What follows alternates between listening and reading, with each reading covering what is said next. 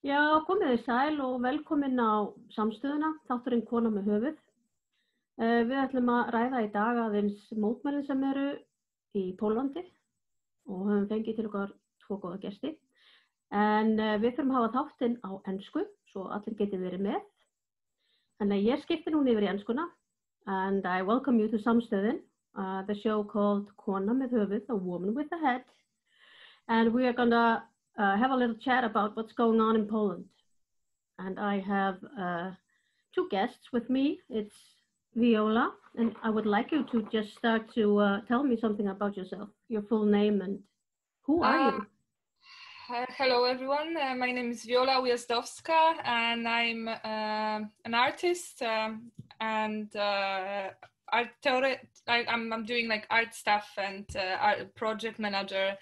And also I'm doing I'm sometimes doing activism when it comes to topic of especially immigrant women in Iceland. But I'm originally from Poland. Okay, and if we go to you, Wiktoria? My name is Wiktoria Joanna Ginter and I'm also an activist. And I help a lot of immigrants in Iceland. Besides that, I do a lot of other things. I'm professionally connected to the restaurant and bar scene in Iceland. I am also an active member of the Pirate Party, and yeah, I do a lot of things. I'm connected to culture, so we know each other from that with Wiola. Okay, thank you. Yeah. So now let's see where this all started. You have a government in Poland that is far right. Wouldn't you agree? Yes. Okay. Yeah. Right. Would you even call it something more than that? Would you call it fascist? It's definitely fascist, in my opinion, and definitely far right, and it's very authoritarian. I would say that they are not open, but they are supporting a lot of groups openly in public media, and they have a strategy that usually comes with authoritarian governments, which is, for example, a strong propaganda and censorships. Okay. Now this, yeah. They have also strong ties with Catholic Church in Poland, and is the Catholic Church a state church, or? So technically speaking, it shouldn't be, but the ties between the Polish government, the country of Poland, and the Catholic Church in Rome is defined by constitution in some way, and yeah, it's been like that for centuries, pretty much, and it's definitely going to be a step ahead when we decide to sever these ties at some point, and okay. I hope it's going to happen soon. Okay. So they are very dominant, and especially in this category, I can imagine. But also, when this legislation came to order, it was well, who did it? Not the parliament. No, it was a initiative of organization called Ordo Juris with Kaja Godek leading them, and this organization is closely related to the governmental political party right now, and they usually work on legislations that are against our constitution, and yes, they're problematic, I would say that. Are these judges or? Yes, these are educated lawyers, but I don't think anyone from Ordo Juris is, I might be saying something stupid right now, but to my knowledge, they don't hold any official, they don't participate in official cells, governmental cells. They are just creating legislations for the government. Okay, okay. I think I read somewhere that most of the judges have been decided by this government. Yes, so the judges of the highest court of Poland that should be independent, as we have by constitution, 3 division of power, which is legislative and courts and actionary, which is for the police. So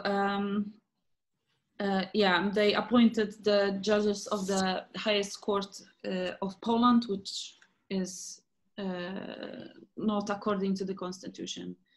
They also created a cell called Constitutional Tribunal, which is also a cell within the legislative field of governmental power that should not be appointed by the government. So it's very... So there is a lack of democracy. Pretty much, yes. Yeah, especially when, I don't know if you heard, but there was, during the presidential elections, there was reported over 5,000 cases of cheating during the presidential elections that were reported to the highest court of Poland, but because it was appointed by the government, they refused to investigate it. So as for me and a lot of people that are not supporting the government, the elections could have been cheated. And would that have changed something to have a different president? Or do you have... Definitely. Because the president that is elected right now is a former member of PiS, the Law and Justice party that is right now in the government, and the leftists in Poland call him a pen, because he signs whatever the government is passing as a legislation. So he doesn't implement his power. The president should be, of course, neutral. Doesn't matter from what political party he's coming from, and the president is, of course, the last resort when it comes to breaking constitution and other legislations that should not be implemented by the government, and he should be using his power to deny signing any kind of legislations. And this president has proven to be more on the side of the government. He's openly supporting the government, and he signs whatever they pass through the parliament. Wiola, maybe over to you. I would like to ask you about, we were talking before about the demonstrations in the rural area. Yeah, it's actually, of course, the most massive protests are in Warsaw and the biggest cities, because there's more citizens living there, but the power actually being shown that the strongest demonstrations are in the rural area and like in the smaller cities, because actually the abortion law, it's hitting the poorest woman that they don't have access to, for example, go abroad and get abortion. And we all are surprised about the the dedication of the protesters, especially from the smaller town, because when it comes to proportions, very often almost half of the citizens of living in the rural area where the demonstration being organized are actually going to the demonstration. So for example, if we have 1,000 residents of this area, 500 people are going to demonstrate. Never happened something like that before. So it's also important to remember that the protests are happening also in the like in the places that you wouldn't consider will happen, because there's no feministic organizations and stuff like that. There's even in my hometown, there's every day a protest, and we don't have any feministic organization. We don't have any young left-wing organization. It's just organized by people. And I think this is also showing the scale of the problem with the government. Okay, so what you are saying is there are a lot more people that are really against this than for it, you think? Yeah, definitely. And it's showing that it's the abortion law is one thing, but most of the people are going also to, of course, support the rights, the women's rights, but they also are just really tired with this government that is just failing on every aspect of ruling the country, especially now in the crisis of the COVID. Okay. If we're back a little bit, the abortion law that was before they sort of came up with this new thing, how was it? What was it about? It was basically you could get an abortion if the baby would be from rape or if the fetus would be damaged. So we had the restricted already abortion laws that was called a compromise just recently, because this is nothing new. Every time this government is trying to distract the Polish society from the problems that they create, they always go for the abortion laws so that people get upset by that. And then they come back with solutions that have already been implemented and calling it a compromise or whatever.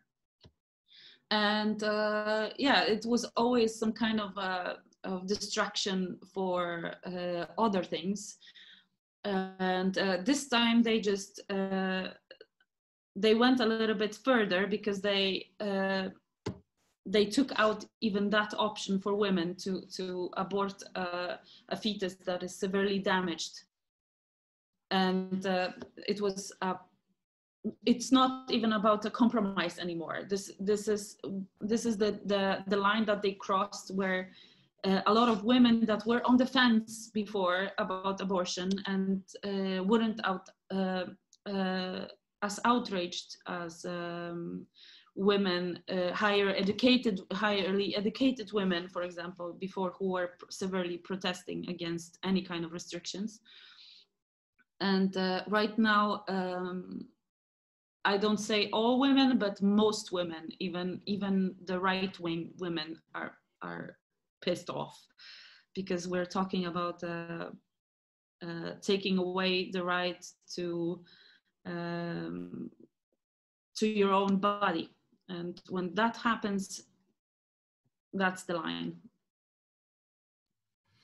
I would just want to adjust, because they the Constitutional Tribunal, they said that against the Constitution is to have the abortion when the fetus is damaged. And actually, I think that was according to the statistics, that was like the biggest part of the legal abortion done in Poland. And the case of the rape or the incest, which like the abortion done after these crimes, it was actually the number from the last year was 3 abortion legally done in Poland. And I think it was around 1,100 abortion done when there was a damage of the fetus, like the fetus was highly damaged and couldn't live or stuff like that. It was like a danger. So we're talking about 3 abortions when it comes to the rape, and it's also really hard to actually get a legal abortion after the rape or the incest.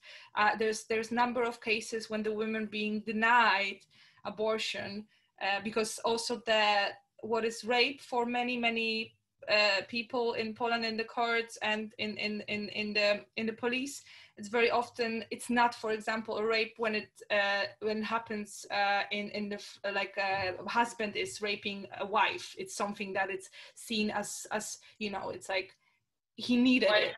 Duties. Yeah, so it's also really hard, and there was only 3 legal abortions in these crimes last year. So just to give you the scale of what we're talking about, and with they taking thousands, and I think it was like statistic then there was like 100,000 abortion done illegally by Polish women last year or something like this. That's a lot. And it's not only the autonomy of your own body, but it's also your health. And of course, the main organizers of the protests right now in Poland are demanding the funding of the propaganda TV, for example, and defunding the church that is playing a key role in all of this, because we cannot say anything different than Catholic Church has a very deep roots in Polish society still. And I explained it some time ago also in Samstöðin, why is it like that? And it's because during the communist regime in Poland, the Catholic Church was helping the rebels to organize against the communistic regime. So of course, back in that time, if someone didn't go to the church, was a commie. So the being grateful for the Catholic Church is so imprinted in the older generations, is that it's causing people to be unhealthy loyal to the Catholic Church. But it's just, as I said, the older generation's problem. The younger generation of Polish people is not attending Catholic Church masses, or is not really active Catholic. And what we're observing right now is a mass apostasia from the Catholic Church in Poland. So it's a really positive change, in my opinion. Okay, good. I just want to add, go on. Because Wiktoria, you mentioned the public TV, and I had a doubtful pleasure to listen to, for example, the news from the public Polish TV, and this is just crazy. The propaganda that's happening, it's insane. They just like, this is a lie, and it's just manipulation of people listening to it. So, for example, protesters have been called from fascists that they're actually fighting with, and they being the government is like supporting, like for example, fascist group called ONR that is attacking the protesters, but the protesters are being called lefty fascists, of course, prostitutes, and I've seen as well. Bolshevik. Yeah, and the best one was that there was opinion presented in the news that what is next if we're going to have a legal abortion? Are we going to legalize a cannibalism? So we're talking about this kind of manipulations. I'm not joking. It was in the main news in Poland. They were like connecting legal abortion to the cannibalism. So, it's as hilarious as it is sad, to be honest. Terrible. That's just amazing. Okay, yeah. We've heard it all. Yeah, how I would compare our national TV to Fox News, I guess. It's pretty much same caliber of delusions. Yeah, like in the context of the because also like I want the cases that they talking about this abortion when the fetus is damaged or like there is like severely ill that couldn't live or like going to live for like I don't know 3 days, and they talking about that it's eugenic abortion. So it's kind of they go into the narration of, for example, nationalists or like kind of a Nazi, like as well, like kind of this selection. So they presenting the people that they are actually supporting the pro-choice, comparing the linguistically like to the Nazis, or like to the that we are choosing who is going to live, and we want to have this perfect human, which is like this is just the kind of the propaganda, the linguistic propaganda that they're making. And the other thing that happened, there was plenty of movies showing how cute are kids with disabilities, and like just really strongly connecting that we like pro-choice people are actually killing those kids, and not about like severely damaged fetuses and like kids that they're being born with, I don't know, without the spine or without the brain. They are not talking. They telling that supporters of the legal abortion, they're actually killing kids with the Down syndrome. That's what they are saying. But does the government assist people who have children that are born with? No, you don't have anything like that. Of course not. It's in every country ever when there's someone shouting the loudest about being pro-life. The moment the life is born, they don't care about it. So this is the biggest problem. And of course, when you can see the narration, it's about killing children, right? It's not about killing fetuses. It's not about the women's right to the autonomy of their own bodies. It's about killing children. And these people don't understand that the life is not finished when the baby is born. We need to support these people when there are disabilities.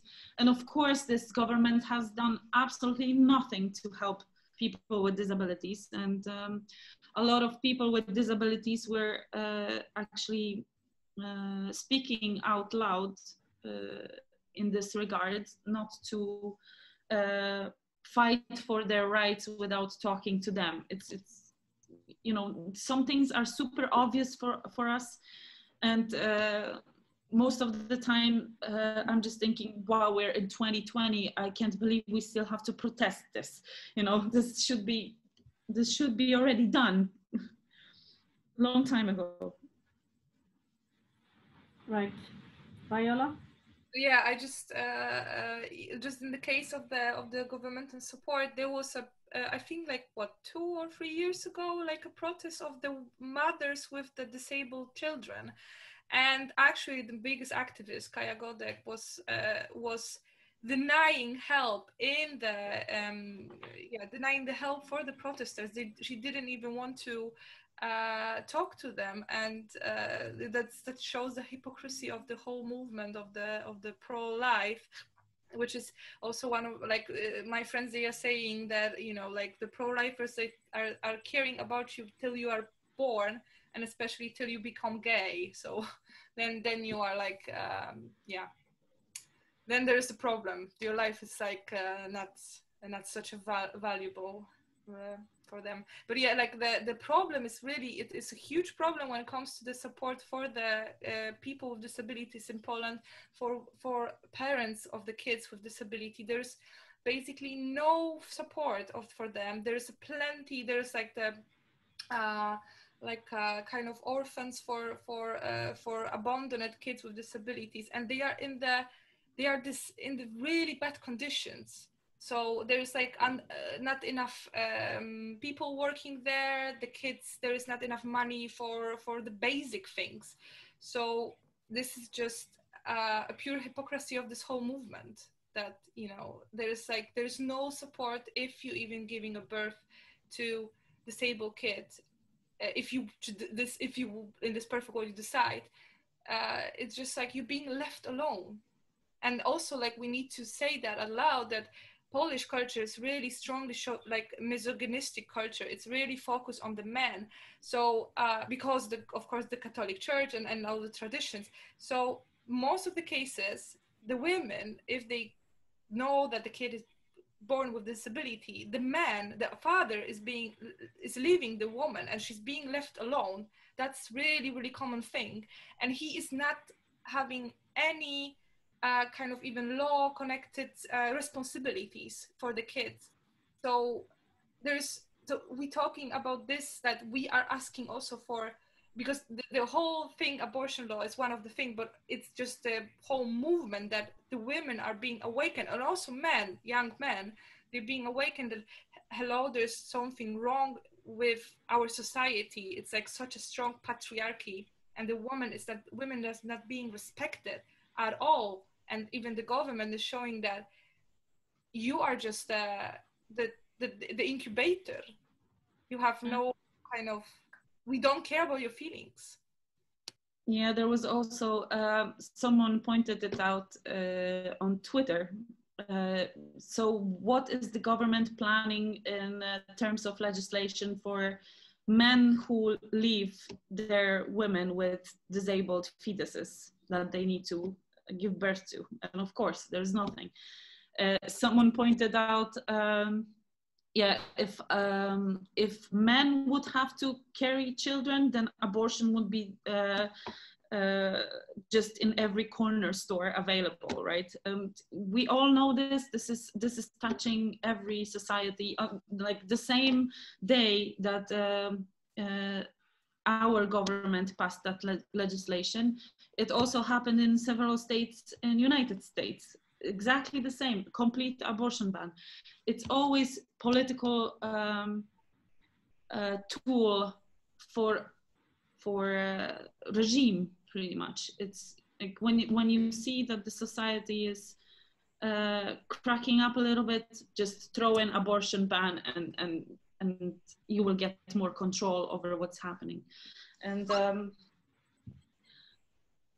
yeah, the biggest problem of all of this is that it's always the women that are on the receiving end of all this nonsense. And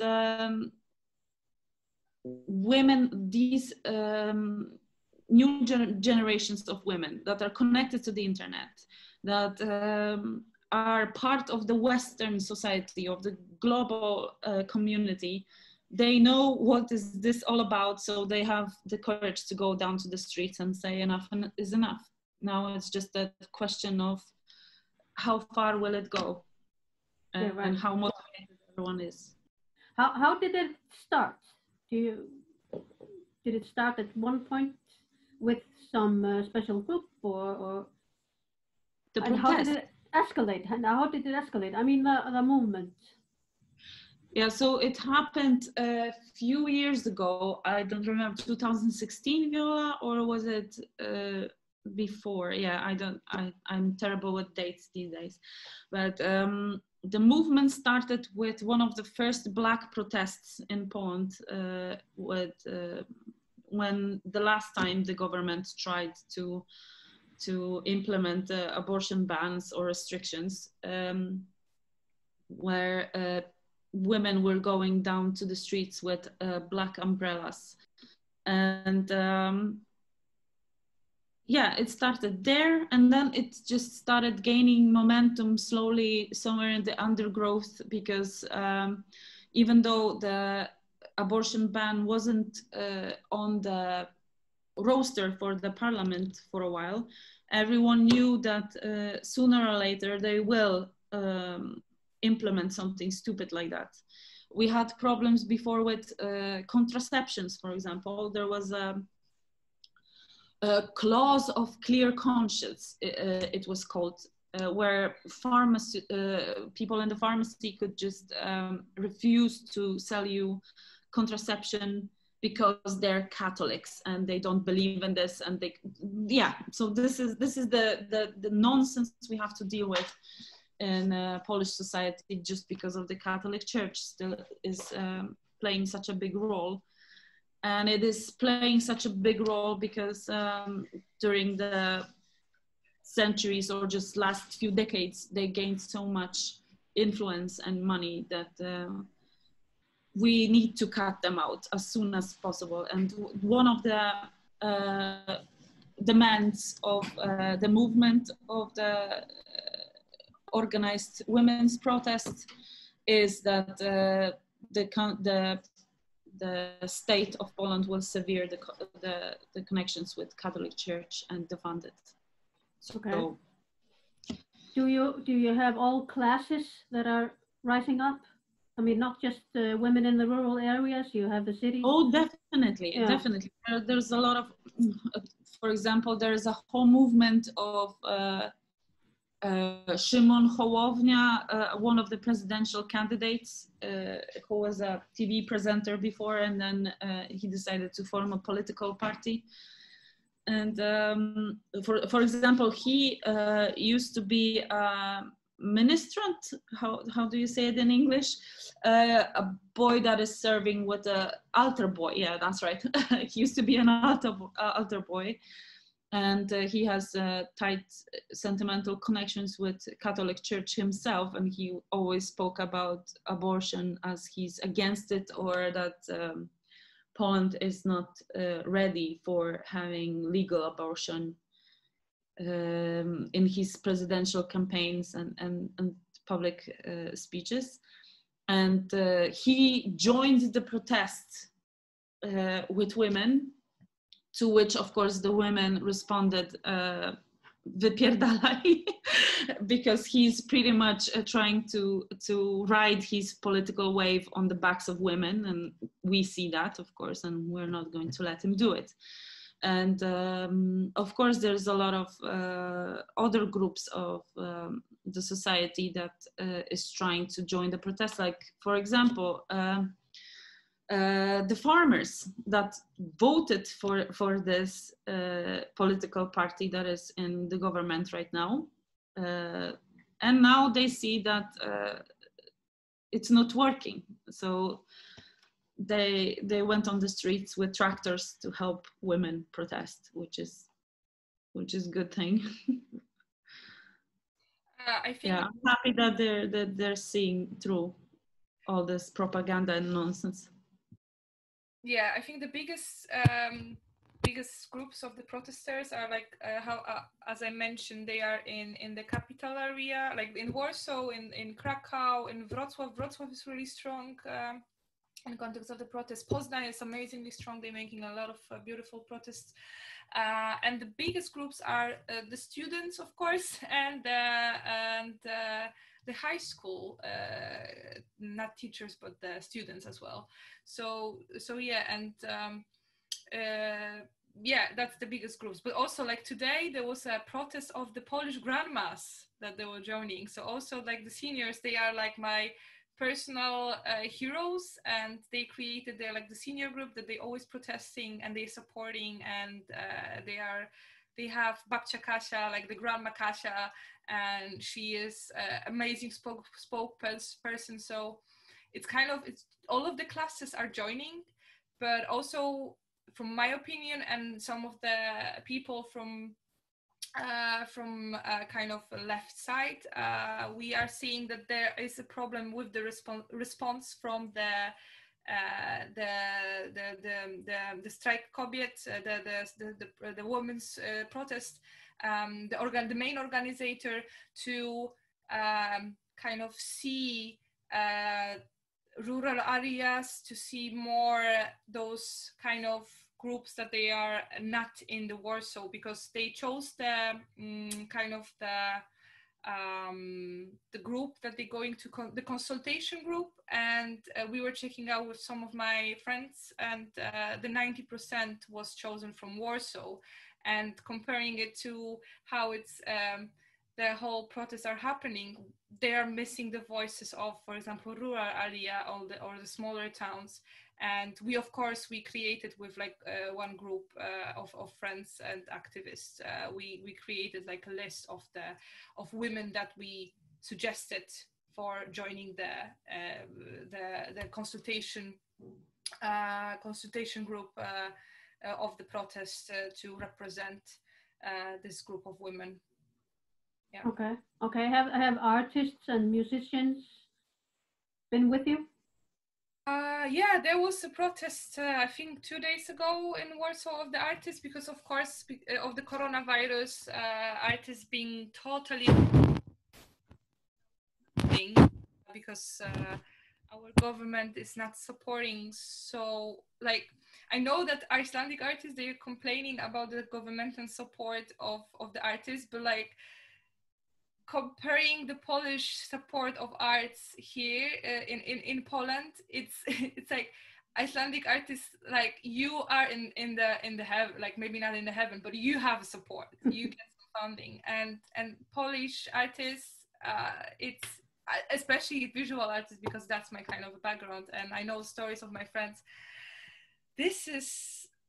It's nothing, seriously. There's like no support, and they are being left out right now without any support. It's like there was programs that they were supporting arts, but they were of course supporting, for example, arts connected to the faith, so the Catholic Church and everything. And the ministry, they have money because they spent a lot of money to some like absurd sculpture of the Polish Pope, which is terrible, in Warsaw. But my friends and a lot of artists, they really struggling. They have nothing. They are left without nothing. So they, of course, they went and they joined the protest, and what they are creating on the protest is just amazing. The creativity of the protesters is it just makes I cried many times just seeing what's happening in the streets, and how people are singing songs, creating songs, dancing, organizing many things, and paintings, murals. It's just show that this nation is really creative, and also have a lot of humor. I would say Wiktoria must agree with me when it comes to the signs in the protests. Yes, the transparents, someone should just pick them all up and put them in a museum or make a photo album, because they're absolutely hilarious and super creative. But the only thing I'm afraid of, because this government already pissed off every group in the society you can imagine, starting from teachers, healthcare workers, farmers, women, students. Like, you can just name a group in the society, and they were definitely pissed off at some point with the government, maybe except for priests or something. But I am still somehow perplexed with how little response there is so far. I am super happy with the protests, and I've been waiting for this break, the tipping point of our society, where everybody just says, okay, this is enough. This has been a stain of an honor of our country, this government, and I hope that when they eventually fall, they will pay the consequences for breaking the constitution and devastating our country. But the problem is that there hasn't been active political opposition towards the government, which is really shocking to me, because anyone who is trying to be on top of everything that is going on in the modern society, where we put human rights in the forefront of everything that we're trying to do, of course, and seeing what this government has been doing for such a long time, I am perplexed that this tipping point had to happen so late. And it's only showing that the society in Poland that we live in so far is, I don't know, either really lazy or so apathetic towards the necessity of change and going down to the street and fighting for what's theirs. Because a lot of activism that I see is on Facebook, on social media, which really doesn't do anything to per se. you have to go down to the street eventually, because commenting on Facebook can work this much. You know, the rest is, I'm sorry, my cat. But I hope that this protest is just the beginning of something bigger that is going to happen in not only Polish society, but also just everywhere else. I think that social media has a lot of influence on how people perceive the world right now. And of course, it's important to be active and try to have conversations. But at some point, the conversations don't work anymore and you have to go further. Okay, how do you see that going?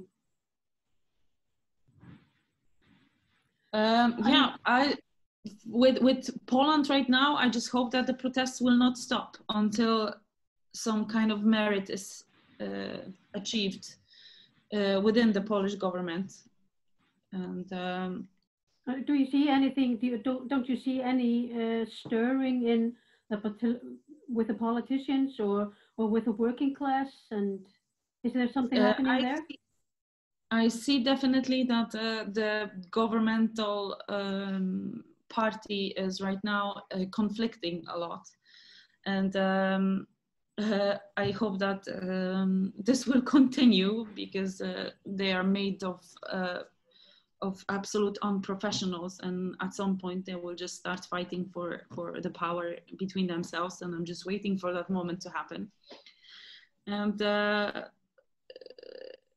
what I see is that people are waking up, definitely. The question is to what extent, I guess. Okay. Because of course, protesting constantly is not an option to anyone, except for maybe Belarus right now. I'm not sure how is it going with them, but I think they're still protesting all of the time. Yeah, there was the ultimatum done, but like the Lukashenko didn't resign, so they are all the time on the streets. And I know that the protesters from Belarus, they were actually showing the support for the protesters in Poland. Just absolutely beautiful. But yeah, as I said, it's all about determination. Like how determined are you to fight for your rights? Because nobody's going to do it for you. You know, Facebook is not going to do it for you. And the politicians don't really care about any type of petitions or anything. They really see the determination when you actually start blocking things in the country, when you stop the country. And this is what they're trying to do right now with the main organizers of the women protests. Every Monday is supposed to be the day of the strike, general strike, where they're trying to block everything. And I hope that they will maintain the solidarity that has risen in the last month. But yeah, it's a lot of things are unknown, and it's just about people. You know, it's hard to predict the behavior of masses, especially when you have social media in play. So yeah, it's interesting to observe what's going to happen next. What do you think, Wiola? Do you think it's going to escalate, or just people going to go home? I think, first of all, probably they're going to do the lockdown in Poland because the cases of the coronavirus are rising. And of course, the government found the sheep to blame on, which is the protests. And this is just a matter of time. And this is really also the absurd of the propaganda, which is they calling it a national quarantine with this like a kind of exclamation, national. We are curious what it actually will be, the national quarantine. But jokes aside, I think that people are getting a little bit tired of the protests, what I have seen. And I was also mentioning that they are attacking, like, well, not attacking, they are putting fines on the organizers of the protest, especially in the smaller areas, because they are easiest easiest to catch and to kind of like show the power and stuff like that, the control, and people outside the capital cities, they are being scared and they are being tired. They are still fighting, but I think that just the strategy of the government would be just to do the lockdown and blame everything on the protesters and just like kind of put it on the side. And yeah, like I'm a little bit scared that what just Wiktoria mentioned, that people would just like kind of, they don't know what's going to, they're not ready to any radical movements, the people, because the polls are saying that the law and justice, they are losing 10 points in the current, like how if they would, the election would happen today. So it's basically kind of, they sinking down and they know that they're going to lose the next elections, but what they're going to do, it's kind of unknown, because the head of the law and justice, he sometimes behave as a madman. So okay. It's a Yeah. sorry, it's Okay. a good strategic point to do this type of thing right after presidential elections, knowing that the party has still a lot of support from the public. So when they do it at the beginning of the candidacy, and we have still 3 years to go, they count on the short-term memory loss or something like that, where the problems are going to pile up on some other aspects of life, and people will just learn to live with the new legislations and make their ways around it somehow. And yeah, they will forget about what happened now. And yeah, I think that this is their main way of thinking with doing this type of things at the beginning of the candidacy. Okay, what about outside pressure? You have lots of neighboring countries that support this. It's not enough. No. It's not enough. I think personally that the European Union, because we are still the member of the European Union, should implement harsher measures towards the Polish government. They were threatening already with sanctions, and I don't know what happened to it. I really would like to see the sanctions implemented by, on the Polish government. But for example, they, I don't know if you heard about the municipalities in Poland that claimed to be LGBT free zones. So the European Union cut down the funding for these municipalities, but the Prime Minister gave them even more money from Polish state budget just for doing the LGBT free zones. So I don't know what needs to happen, but I would really like to count on European Union more in situations where democracy of one of the members is at stake. Okay. Wiola, would you like to? I think they just they honestly don't care. Like, I think the only like supporter, the biggest supporter in kind of a country that our government is looking up to and listening to, it's the United States, and who is going to win, it might change kind of the maybe some kind of situation here, but in Poland. But like I just feel that they just don't listen and they just don't care. Like, they will just continue the propaganda that everybody else outside is the bad guys, and it's I don't know, a German Antifa or stuff like that. So because that's the new also person to blame on. So it just feels like Poland is becoming like an island, just out, like kind of ripping apart from any other contacts and like and countries and coming asylum, to be honest. Yeah. So it's like I feel it's just like how many countries would like say that okay, this is not right. They will just not care at all. This is just like everybody else outside is the bad guys, and you know we are the best, and you know they just don't believe in God, so that's the reason. They are just